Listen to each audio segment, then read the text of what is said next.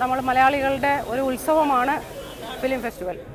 കേരളത്തിൽ 96 മുതലാണ് തുടങ്ങിയതെങ്കിലും ഞാൻ 92 മുതൽ മദ്രാസിൽ വെച്ച് തന്നെ ഫിലിം ഫെസ്റ്റിവലിൽ പങ്കെടുക്കുന്ന ഒരാളാണ്. ഞാൻ 1987 മുതൽ സിനിമയിലുണ്ട്. സിനിമ സംവിധാനം ചെയ്തിട്ടും പ്രൊഡ്യൂസ് ചെയ്തിട്ടും എല്ലാം കൊണ്ടും. പക്ഷേ ഇപ്രാവശ്യത്തത് 16,000 ജനങ്ങൾക്ക് എങ്ങനെ സിനിമ കാണാൻ പറ്റുമെന്നുള്ളതാണ്. ഇപ്പം തന്നെ ഞാൻ മാൻഹോൾ കാണാൻ കയറി. പക്ഷേ എനിക്ക് ഒന്നും അവിടെ നിൽക്കാൻ പോയിട്ട് ഒരു സ്ക്രീനിൻ്റെ അറ്റം പോലും എനിക്ക് കാണാൻ പറ്റാത്തത് കൊണ്ടാണ് ഞാൻ തിരിച്ചു വന്നത്. അപ്പം ഇനിയും ഒരു പ്രാവശ്യമോ 2 പ്രാവശ്യമോ ഇത്രയും നല്ല സിനിമകൾക്ക് തിയേറ്റർ വേണമെന്ന് എനിക്കൊരു അഭിപ്രായമുണ്ട്.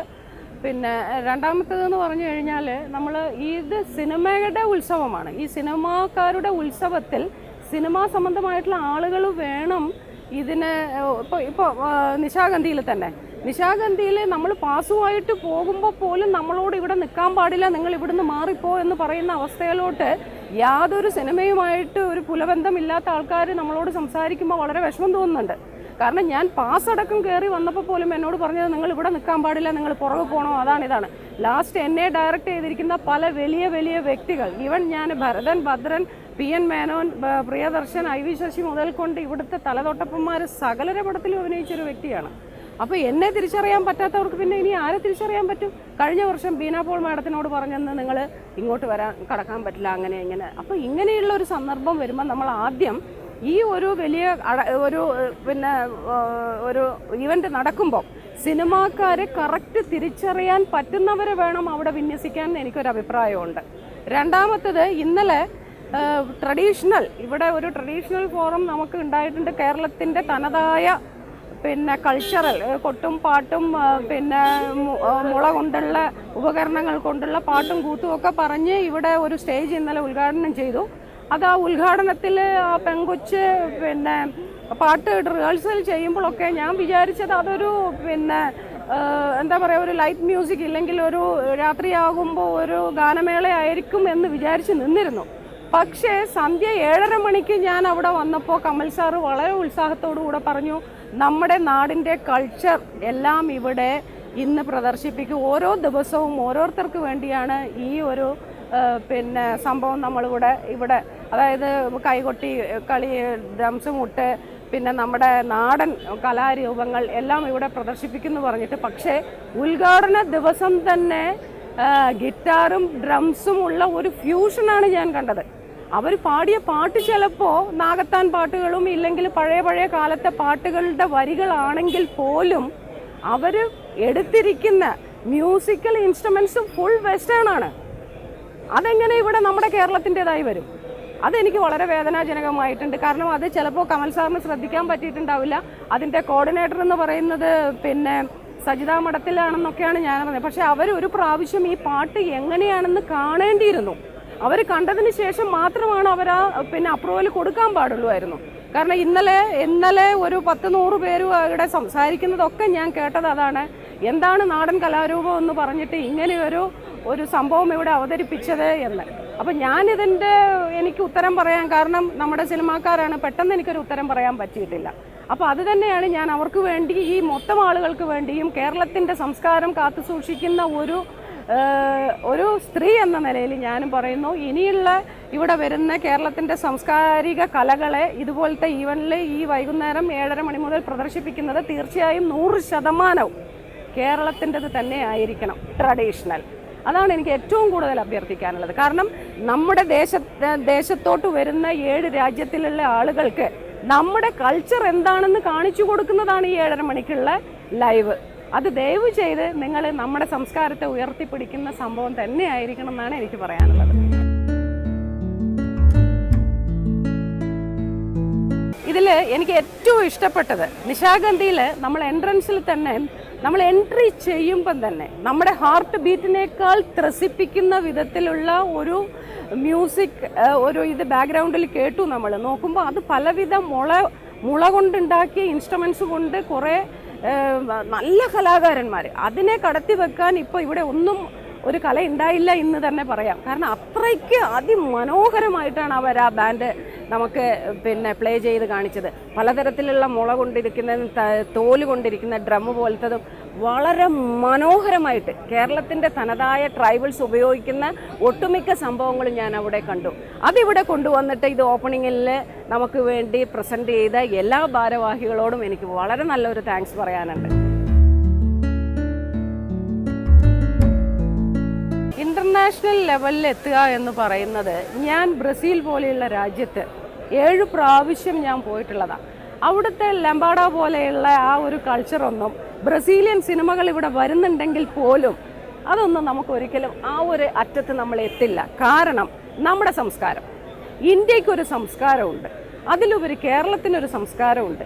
ഈ ഇന്ത്യയുടെയും കേരളത്തിൻ്റെയും സംസ്കാരത്തിൽ കുറേയൊക്കെ മാറ്റം വരുത്താൻ പറ്റുന്നല്ലാതെ ഒരിക്കലും നമ്മുടെ സിനിമ അത്രമേൽ ഒരു ഇൻ്റർനാഷണൽ ലെവലിൽ ഒരിക്കലും വരില്ല. പക്ഷേ കഥ കൊണ്ടും ഡയറക്ഷൻ സൈഡ് കൊണ്ടും ഇല്ലെങ്കിൽ പശ്ചാത്തല സംഗീതം കൊണ്ടും ഇല്ലെങ്കിൽ ആ മേക്കിംഗ് ലെവൽ കൊണ്ടും ചിലപ്പം സിനിമ ഇൻ്റർനാഷണൽ ലെവലിൽ എത്തിയേക്കാം.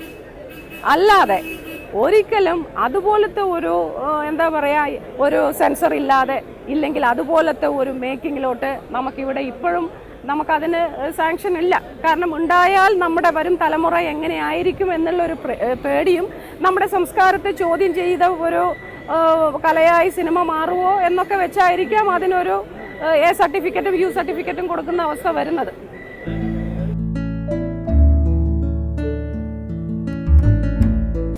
രണ്ട് പതിറ്റാണ്ടുകൾ എന്ന് തന്നെ പറയാം. ശരിക്കും പറഞ്ഞാൽ സിനിമ കാണാനുള്ള ആളുകളുടെ എണ്ണവും ഈ ഒരു മീഡിയ വഴി ഈ ഉത്സവത്തിന് കിട്ടുന്ന അതിബഹുലമായ പ്രചാരണം കിട്ടുമ്പോഴാണല്ലോ അവിടേക്ക് വരാൻ നമ്മുടെ എല്ലാവരെയും മനസ്സ് കൊതിക്കുന്നത്. അപ്പോൾ ഈ ഫെസ്റ്റിവലിൽ എന്താണ്, ഈ ഫെസ്റ്റിവൽ ഇത്രയും ആഘോഷമായിട്ട് എന്തുകൊണ്ട് ആളുകൾ ഇത്രയ്ക്ക് ഒരു വർഷത്തേക്ക് കാത്തിരിക്കുന്നു എന്ന് വരും തലമുറയിലുള്ള കുട്ടികൾക്ക് ആവേശം കൊണ്ടാണ് ഈ ഒരു കുതിപ്പുണ്ടാകുന്നത്. അത് ഇവിടെ വരുന്നവർ കുറേ നല്ല പടങ്ങൾ സെൻസർ ഇല്ലാതെ കാണാൻ പറ്റുന്ന, പക്ഷേ ഈ പടങ്ങൾ കണ്ടവരെല്ലാവരും പോയിട്ട് ഇതുപോലത്തെ പടം മേക്ക് ചെയ്യും എന്നുള്ള വിഡ്ഢിത്തരമൊന്നും ചിന്തിക്കാൻ പറ്റുന്ന ഒരാളല്ല ഞാൻ. അവർ ആസ്വദിക്കാനാണ് വരുന്നത്. പുതിയ കലാകാരന്മാർ കല കണ്ട് ആസ്വദിക്കുന്നേ ഉള്ളൂ. പക്ഷേ എത്ര പേർ ഇതിൽ ഒരു ഡയറക്ടറോ പ്രൊഡ്യൂസറോ ഇല്ലെങ്കിൽ ഒരു ക്യാമറാമാനോ ഇല്ലെങ്കിൽ ഒരു ആർട്ട് ഡയറക്ടറോ ആവും എന്നുള്ളത് നമുക്ക് കണ്ടറിയേണ്ടതാണ്. പക്ഷെ ഒരു കാര്യം ഞാൻ പറയാം, നമ്മുടെ ഈ ഒരു 20 വർഷത്തെ ഇല്ലെങ്കിൽ 21ാം വർഷത്തിലേക്ക് കടക്കുന്ന നമ്മുടെ ഈ സിനിമ എന്ന് പറയുന്നത് ദിനം പ്രതി വലുതായിക്കൊണ്ട് തന്നെ ഇരിക്കുന്നത്. ഒരിക്കലും ശോഷിച്ചു പോകുന്നില്ല. ഇതിനെപ്പറ്റി മോശമായ അഭിപ്രായങ്ങൾ വരുന്നില്ല. കാരണം 7 രാജ്യങ്ങളിലുള്ള തനതായ അവരുടെ കൾച്ചറും അവരുടെ ജീവിത രീതിയും അവരുടെ സ്പന്ദനങ്ങളുമാണ് നമ്മൾ ഒരു കുടക്കീഴിൽ കൊണ്ടുവന്ന് വെക്കുന്നത്. ഇവിടെ വന്ന് നമുക്കിപ്പോൾ ഒരു ബ്രസീലിയൻ പടമോ ഇല്ലെങ്കിൽ ഒരു ഒരു ടർക്കി പടമോ ഇല്ലെങ്കിൽ ഒരു അഫ്ഗാനിസ്ഥാൻ, ഇതൊന്നും നമുക്ക് ആ രാജ്യങ്ങളിൽ പോയി കാണാൻ പറ്റില്ല. മറിച്ച് ഈ ഒരു ഫെസ്റ്റിവൽ വരുമ്പോൾ എല്ലാവർക്കും ഒന്നിച്ച് നിന്ന് കഴിഞ്ഞാൽ ഈ ഒരു പടം ഒരു 160 പടങ്ങൾ നമുക്ക് കണ്ടെടുക്കാൻ പറ്റും. അത് ഈ ഒരു IFFKൻ്റെ വലിയൊരു അനുഗ്രഹമാണ്. അതുപോലെ ഈ കലാകാരന്മാർക്ക് വലിയൊരു ആശ്വാസം കൂടിയാണ്. കാണാൻ എന്ന് പറയാൻ ഞാൻ 2-3 പടം കണ്ടതൊക്കെ വളരെ മനോഹരമായിട്ടുള്ളൊരു പടമായിരുന്നു. പിന്നെ ഇന്നും ഞാനൊരു ടർക്കിഷ് പടം കണ്ടു. പക്ഷേ ആ പടത്തിൽ ആ ഒരു കുഞ്ഞിൻ്റെ അവിടെ മാനസിക വിഭ്രാന്തി തൊട്ടനുഭവിച്ചറിയുന്ന ഡോക്ടറും ഇവർ തമ്മിൽ ഉള്ള ഒരു വളരെ മനോഹരമായ കോമ്പിനേഷനാണ് ഞാൻ കാണാൻ പറ്റിയത്. അതുപോലെ തന്നെ പ്രകൃതിയും മനുഷ്യനും തമ്മിലുള്ള വേവ് ലെങ്ത്, ഒരു പ്രകൃതി എങ്ങനെ ശോഭിക്കുന്നു അതുപോലെയാണ് ഒരു പെണ്ണിൻ്റെ ഹൃദയത്തിൻ്റെ ഇവൻ എന്ന് പറഞ്ഞു കഴിഞ്ഞാൽ സെക്ഷൽ ആയിട്ടുള്ള വേരിയേഷൻ പോലും എന്ന് കാണിക്കുന്ന വിധത്തിലുള്ള ഒരു പടമായിരുന്നു ഞാനിപ്പം SL തിയേറ്ററിൽ പോയി കണ്ടത്. കാരണം പടം കാണാൻ വേണ്ടി ഏതാ പടം എന്നൊന്നും എനിക്കറിയില്ലായിരുന്നു. ഞാൻ ഓടിപ്പോയി കണ്ടു. പടം ഏകദേശം ഒരു 15 മിനിറ്റ് കഴിഞ്ഞതിന് ശേഷമാണ്.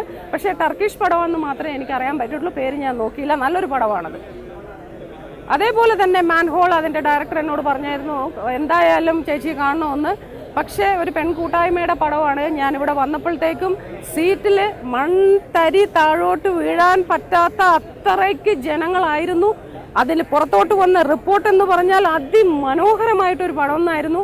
എനിക്കത് കാണണം, ഞാനത് കണ്ടിരിക്കും. മനുഷ്യൻ്റെ, അതായത് ഭൂമി ഉത്ഭവിച്ച സമയം മുതൽ അർദ്ധനാരീശ്വരി പട്ടം ഇവിടെയുണ്ട്.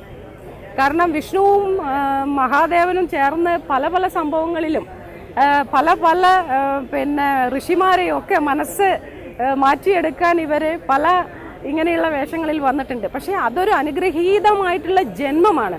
ആ ജന്മത്തെ ഒരിക്കലും നമ്മൾ പരിഹസിക്കാനോ അവരെ അങ്ങനെ ഒരു കണ്ണുകൊണ്ടോ കാണാൻ പാടില്ല. കാരണം ഞാൻ ലോകം മുഴുവനും സഞ്ചരിച്ചിട്ടുള്ളതാണ്. ഡെൻമാർക്ക് പോലത്തെ രാജ്യത്താണ് ഏറ്റവും ഫസ്റ്റ് ഇവർക്ക് ഫ്രീഡം നൽകിയിരിക്കുന്നത്. ഡെൻമാർക്ക്, സ്വീഡൻ, സ്വിറ്റ്സർലാൻഡിലൊക്കെ എന്ന് പറഞ്ഞു കഴിഞ്ഞാൽ അങ്ങനെ ഇവർ ഈ ഇതായിട്ടുള്ള ആർക്കും അങ്ങനെ ഒരു വിലക്കുമില്ല. പക്ഷെ ഇവിടെ കേരളത്തിലൊക്കെ ഇവരെ കണ്ടു കഴിയുമ്പം തന്നെ ഒരുമാതിരി നോട്ടവും ചിരിയും പരിഹാസവും അതിനീചമായി ഇവരെ ഉപദ്രവിക്കപ്പെട്ട ചരിത്രങ്ങൾ എനിക്കറിയാം. അന്നൊക്കെ എൻ്റെ ഹൃദയത്തിൽ ഞാൻ സത്യം പറഞ്ഞാൽ ഞാൻ കരഞ്ഞിട്ടേ ഉള്ളൂ. കാരണം ഇതൊക്കെ ദൈവത്തിൻ്റെ സൃഷ്ടിയാണ്. ഇതൊന്നും നമ്മൾ ജന്മന അറിഞ്ഞുകൊണ്ടുണ്ടാക്കുന്ന സൃഷ്ടിയല്ല. ദൈവമായിട്ട് ഭൂമിയിൽ വന്ന് പിറന്ന സൃഷ്ടികളെ നമ്മളായിട്ട് പരിഹസിക്കാൻ പാടില്ല.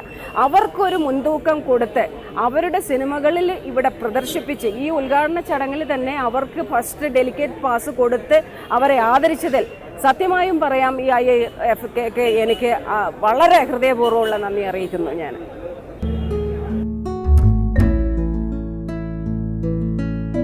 എനിക്ക് ഒരു കാര്യം പറയാനുള്ളത്, ഇവിടെ വൈകുന്നേരം നടക്കുന്ന പല മുട്ടും കൊട്ടും ഒക്കെ നടക്കുമ്പോൾ അവിടെയൊന്നും അനാവശ്യമായി ഡ്രിങ്ക്സൊക്കെ കഴിച്ചു വന്നിട്ട് നമ്മുടെ മേളയെ അലങ്കോലപ്പെടുത്താതിരിക്കുക ന്യൂ ജനറേഷൻ കുട്ടികൾ. കാരണം നിങ്ങളെ എന്ന് പറയുന്നത് നിങ്ങളിലൂടെയാണ് നമ്മളെ കാണുന്നത്. പല രാജ്യത്തുനിന്നും വന്നവർ നമ്മുടെ വിലയിരുത്തുന്നത് നമ്മുടെ സംസ്കാരമാണ്, നമ്മുടെ കൾച്ചറാണ്, നമ്മൾ എങ്ങനെയാണ് അവരെ ബിഹേവ് ചെയ്യുന്നത് എന്നുള്ളതാണ്. അപ്പോൾ ദയവ് ചെയ്ത് ഇന്നലെ സംഭവിച്ചതുപോലെ അവിടെ ഇരുന്നിട്ട് വളരെ മോശമായിട്ടൊക്കെ അത് വേണ്ട, കുടിച്ചാലും ഒന്നും അത് പുറത്ത് കാണിക്കാതിരിക്കുക, അത് പ്രകടിപ്പിക്കാതിരിക്കുക. പക്ഷെ ആഹ്ലാദം നിങ്ങൾ പ്രകടിപ്പിക്കണം, അതിനൊരു പരിധിയുണ്ട് എന്ന് ഞാൻ എല്ലാവരോടും പറയുന്നു. സന്തോഷമായിട്ട് ഈ വർഷത്തെ ഫെസ്റ്റിവൽ കാണുക, നല്ലത് മാത്രം ചുമന്നുകൊണ്ട് പോകുക. തിക്താനുഭവങ്ങൾ ഇവിടെ ഉപേക്ഷിച്ചിട്ട് അടുത്ത 22ാമത്തെ ഫിലിം ഫെസ്റ്റിവലിന് വേണ്ടി നമുക്ക് എല്ലാവർക്കും കാത്ത് ഇരിക്കാം. നന്ദി, നമസ്കാരം.